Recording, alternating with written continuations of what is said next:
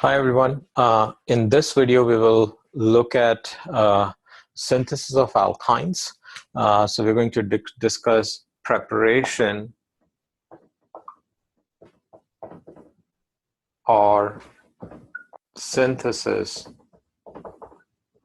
of alkynes. Okay, and we're going to focus on one specific reaction here for the synthesis. This is an elimination. We're going to use elimination reactions for synthesizing alkynes. So now if you think about it, we've used elimination reactions before. Think about E2 or E1, either one, but E2 predominantly, okay, because E1 competes with SN1. So let's not think about E1. Let's eliminate E1 here. We'll concentrate more on E2. So what we know is if we took an alkyl halide, okay, if we took an alkyl halide and if we react a strong base, this is an E2 reaction, our product is going to be an alkene. So we start with an alkyl halide and we get an alkene as our product. So if that's true, okay, if an alkyl halide would give us an alkene as the product, and the question is, how do we get alkynes? Okay, how would we make alkynes? What should my starting material look like? So when we have an alkyl halide, we do an E2 reaction where the base deprotonates. This is alpha, this is beta. So the base deprotonates at the beta hydrogen and we get a pi bond there. So we get an alkene. So how would we make an alkyne using this strategy? What would we need for doing it? So the answer to that is what we need is an alkyl dihalide. Okay, so if we have an alkyl dihalide, okay, two halogens over there, so this is an alkyl dihalide, and if we react this alkyl dihalide with a strong base, this should give us an alkyne as the product. Okay, because if one halogen gives you one pi bond, two halogens should give you two pi bonds, which would give you the alkyne, you know, and essentially that is what we need. So when you have a base, let's say if that's the base, this is alpha, your beta position here has 3 hydrogens. Okay, this is beta. Now in this particular example, there are 3 hydrogens. Maybe your beta does not have 3 hydrogens. That's a possibility. Okay, but in this particular case, this would come deprotonate one of the beta hydrogens. Electrons from there come here, and then one of the X gets kicked out, and so that would give me our 1X and 2 hydrogens. So we have a vinyl halide. Okay, so this is a vinyl halide now. This is alpha, this is beta. And so from here, another molecule of the base, okay, again, strong base, can come and deprotonate that beta hydrogen, and those electrons would come here and the halogen would get kicked out, and that would give us the alkyne. So that would give us an alkyne which has the hydrogen here, and that would be our organic product here. So that means starting from an alkyl dihalide, okay, so alkyl dihalides can be converted into alkynes using an elimination reaction. Okay, now this alkyl halide that we're using here, okay, the 2 halogens are on the same carbon, so this is a geminal or a gem alkyl dihalide. Okay, But the alkyl halide that we use here, it could be a gem dihalide or it could be a vicinal dihalide. Okay, either one is possible. So we'll just look at that example again. So alkyl dihalide, if it is a geminal alkyl dihalide in presence of a strong base, two equivalents of the base at least, it's going to give us the alkyne product. Let's see what happens when we have a vicinal dihalide. Okay, so if we have a vicinal dihalide, now we have to draw a vicinal dihalide. So this is a vicinal dihalide. If you react this a strong base, okay, this is also going to give us the terminal alkyne. Okay, so mechanistically, again, that's the base. So there's hydrogen here, there is a hydrogen here. Let's say if this is alpha, then this is beta. In fact, there are two hydrogens here on that beta. Okay, so the base can deprotonate one of these alpha, the beta hydrogens. The electrons go into the space there.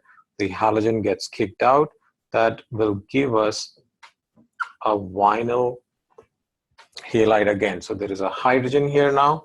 And then on this carbon, the beta carbon, which was originally the beta carbon, we should have an X and we should have one hydrogen. So this is still a vinyl halide. Okay. And in presence of another equivalent of the base, this can serve as alpha, this can serve as beta, and so that hydrogen will get deprotonated, electron comes here, halogen leaves, and that gives us the alkyne. So both vicinal and geminal dihalides, when they're reacted with strong bases, they would give us an alkyne as a product. Okay, so let me show you some examples of this. Okay, yeah, actually, before we go from this slide here, vicinal dihalide. How do we make a vicinal dihalide? So I think throughout all of this, you want to always connect it to what is it that you know prior about that. So vicinal dihalides are actually made from alkenes. If I have an alkene, and if I do a halogenation reaction on it, I will get a vicinal dihalide. And then vicinal dihalide can be converted into an alkyne. So that means what this reaction lets us do is it can help us convert an alkene into an alkyne through a vicinal dihalide. So first do a halogenation on an alkene, you make a vicinal dihalide, then do an elimination and you get your alkyne.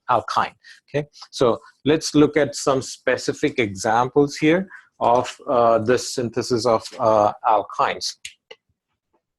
So let's say we have Br and Br. So in terms of a strong base, good bases to use are potassium hydroxide is one option here. Okay, potassium hydroxide, this reaction is usually done in the melt.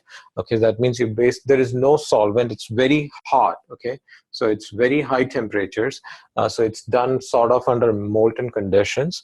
And so with potassium hydroxide, this alkyl dihalide, okay, this is a vicinal dihalide. This vicinal dihalide is going to give us a triple bond here. And so the product that we're going to get is that. Now notice my drawings again, the pictures that I'm drawing, this carbon and that carbon are sp3 hybridized. I've drawn them bent and everything, but this carbon now is sp hybridized, so the geometry around it should be linear. So that's why I've put it straight up. Okay, so it's depicting that linear geometry. Okay, that's important. Okay, so mechanistically, essentially what happened is there is one hydrogen here, there are two hydrogens here, so I'm going to just redraw that again. So we had hydroxide, which is our strong base, so the hydroxide can come deprotonate, and it doesn't matter which hydrogen. So I don't want you to think that it has to deprotonate here or it has to deprotonate this particular hydrogen. It can go deprotonate any of these hydrogens, electrons go over there, halogen gets kicked out, and that gives a vinyl halide. Okay, so we've got hydrogen here, we've got bromine, and we've got hydrogen. And then with another equivalent of the hydroxide comes and deprotonates, electrons go here, electrons go over there, and that would give us the alkyne product. So again, notice that in this particular case we used, this is alpha, this was beta, and here we're using that as alpha, and this is a beta carbon, so beta hydrogen. Now, the reason this needs very high temperatures is because this vinyl halide, okay, these are difficult to deprotonate, okay, because the geometry is like kind of very rigid here because of this sp2 hybridization. The geometry is rigid, which does not allow for, it's trigonal planar, so it doesn't allow for proper orbital overlaps to happen, you know, the way you would want it to be. So because of that, we have to really force this reaction to happen. Okay, so we get the alkyne that way. So this is an example starting from like a vicinal dihalide. Let me show you another example starting from a geminal dihalide, and we'll use a different base that is commonly used here. So let me use the same molecule and use bromine and bromine. So we have a geminal dihalide now.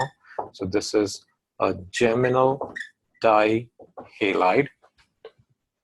And another base that's commonly used for doing these reactions is sodium amide. It is a strong base. We've already seen that.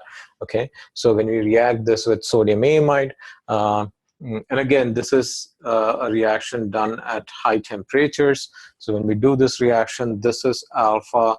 We have 3 beta hydrogens here. So the base, but let's write the product first. Okay, the product is not different, it's going to be the same product here. Okay, but there is another caveat here. Okay, and we'll come to that. This reaction is usually done in 2 steps. First step is reacting with the sodium amide. Second step, you have to add some water to it. Why do we have to do it that way? We'll talk about it. Okay, so the first step, sodium amide, that's the halogen. So the base comes in, and again, in all of these cases, imagine excess base. Okay, even if it's not written, please imagine excess base. Okay, that comes in, electrons come here, one of these halogens gets kicked out, so we get a vinyl halide now. This reacts with, another molecule of the sodium amide, so that picks up the proton, electrons come here, halogen gets kicked out, and this is going to give us an alkyne. Okay, we're going to get the alkyne, but when we're doing this first step, we have sodium amide, and remember from the alkylation reaction that sodium amide is actually a strong base. Okay, it is a strong enough base to deprotonate this alkyne, the terminal alkyne that's formed. So those electrons would come here, and this would actually give you an acetylide ion. Okay, it's going to give you an acetylide ion because sodium amide is a very strong base and it can actually deprotonate that alkyne. We're using excess of that base. So we've used 1, 2, and that's the third equivalent. So if there's excess, this is very likely. So it will deprotonate, it would give you an acetylide ion, okay, so with Na+. And so this is all happening in the first step.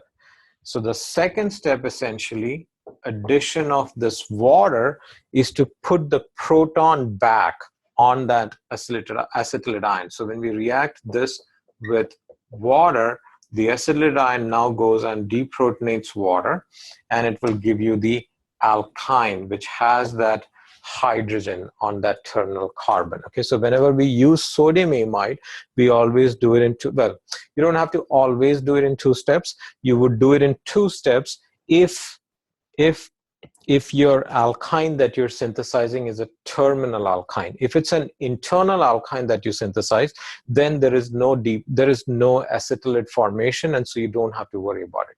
But even then, for this workup, if you think from a reaction standpoint, when you do this workup, and if you're doing this reaction with the base, you'll have to do some workup in which eventually some water would show up. You know, there will be some aqueous workup to get rid of all of the base and everything. Okay, so those are 2 examples of how we can use vicinal dihalides and geminal dihalides for synthesizing alkynes. And we can use potassium hydroxide at high temperatures, or we can use sodium amide at a high temperature. But with the sodium amide base, we have to do a second step of using water. Now, we don't have to do this second step with potassium hydroxide, because hydroxide itself, which is formed here, okay, this will give us some hydroxide also. Hydroxide is not a strong enough base to deprotonate that terminal alkyne, so we don't have to do this second step. But again, in that reaction also, there should be a workup procedure where we use some water, okay, to get rid of the base. So that's the synthesis of alkynes from alkyl dihalides.